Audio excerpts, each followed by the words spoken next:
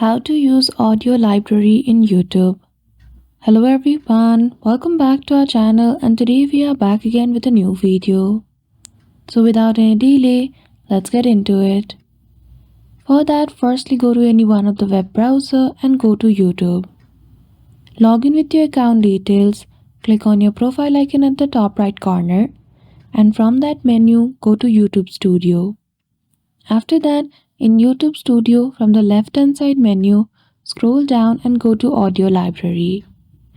Then after, you will see a lot of songs provided by YouTube for free for you to use on your channel. You can also search the type of mood of song and select and download it. So that's it. That is how easily you can use YouTube Audio Library.